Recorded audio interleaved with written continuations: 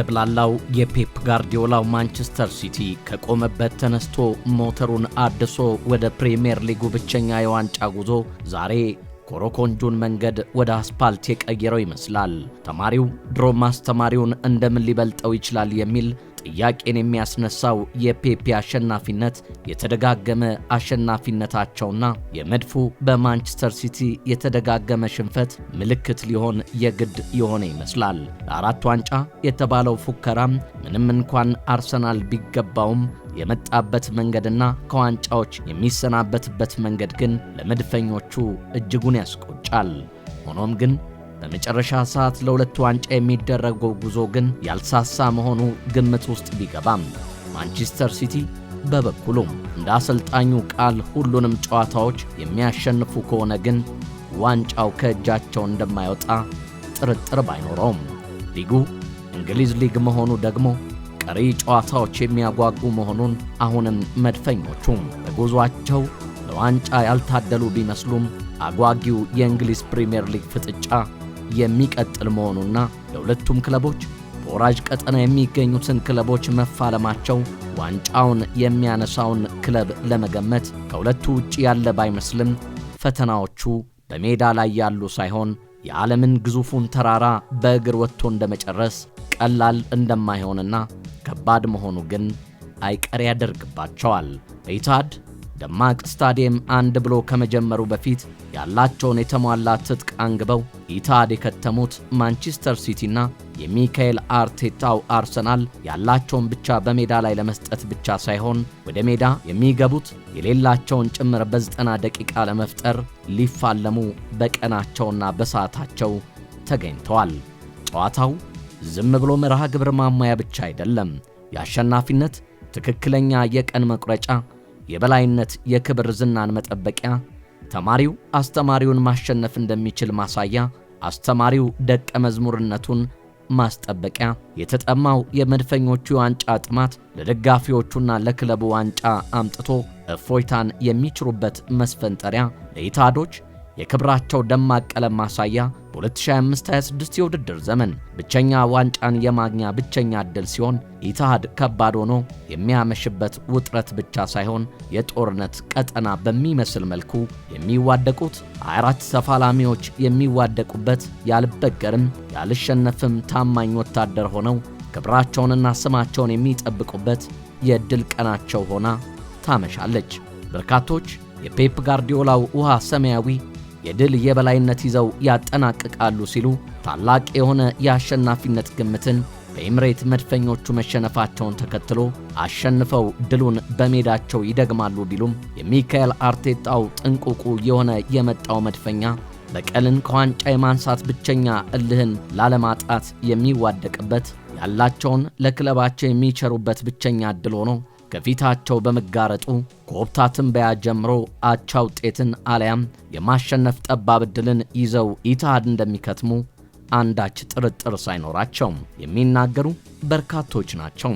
ዳኛው የመጀመሪያ ፊሽካቸውን ሲነፉ ጨዋታው በ3 ደቂቃ ውስጥ ማንቸስተር ሲቲ ሁለት ያለቁ ኳሶችን ቢያገኙም አስቆጪ ሆና ከማለፍ ባሻገር የራያ ስህተት ዋጋ አስከፍሏቸው ነበር መድፈኞቹን። ሆኖም ሚካኤል አርቴታ ለማጥቃት ያለመ የሚመስል አሰላለፍን ይዘው ወደ ሜዳ ቢገቡም የቀድሞ አለቃቸው ፔፕ ጋርዲዮላ የተለመደውን አሰላለፋቸውን ይዘው ገብተዋል። ሆኖም የጨዋታው 15 ደቂቃ ሲነጉድ አርሰናል በማጥቃቱ በማንቸስተር ሲቲ ሜዳ ቢቆይም ባልተረጋጋው የአርሰናል የተከላካይ ስፍራ አማካኝነት ቼርኪ በድንቅ ሁኔታ ግብ አስቆጥሮ ኢታድ እንድደምቅ መሪ ቢያደርጋቸውም ፔፕ ጋርዲዮላ ሁለት እጃቸውን ወደ ሰማይ ጠቁመው እጃቸውን ሳያወርዱ ግብ ጠባቂያቸው ጆአንሉጂ ዶናሩማ በሰራው ስህተት በካይ ሃቨርትዝ ድንቅ ፍጥነት ግብ አግብቶ የኢታድን ጩኸት አቀዘቀዘው። ዳግም የመድፈኞቹን ደስታ የምትገታ ዕድልን ቢያገኙም በሃናልድ የተሳሳተ የኳስ ማቀበል ችግር ዕድሉ ሲባክን 21 ደቂቃዎች ሲነግዱ ጨዋታው ቀጥሏል። ይሁንና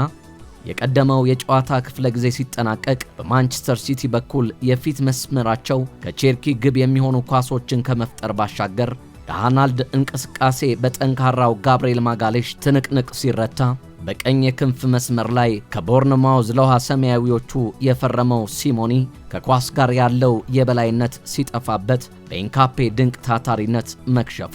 የዶኩ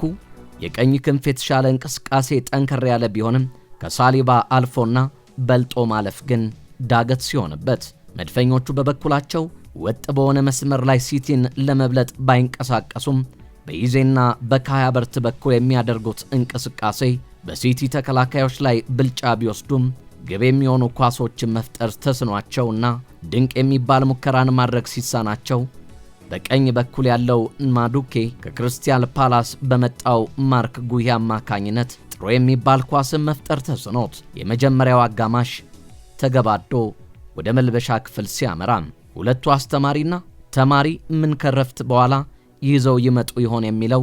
አጓጊ ሆኖ ቀጣዩ 45 ደቂቃ ተጠባቂ ሆኖ ሲጠበቅ ጨዋታው ወዲያውኑ ሲመለስ ማንቸስተር ሲቲ አደገኛ ከኮርና የተሻማች ኳስ ግብ እንድትሆን ተቀይሮ የገባው ማርቲኔሊ ቢያመቻችላቸው የመጨረሻ ኳሷን ሃላንድ ወደ ውጪ በመስደድ ሲያባክናት ዳግም ድንቅ ዕድልን በ51ኛው ደቂቃ ላይ ያገኙትን ኳስ ዶኩ ለራያ አሳቅፎ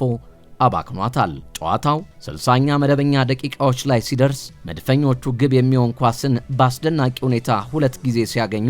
ጸጉራሙ ኢዜ የሞከራት ኳስ ግን የሲቲን የማዕዘን አንግል የገጨችበት ኳስ አስቆጪ ሲያደርገው 66ኛ ደቂቃ ላይ ማንቸስተር ሲቲ በአስደናቂ የቅብብሎሽ የኳስ ጉዞ በረጅሙ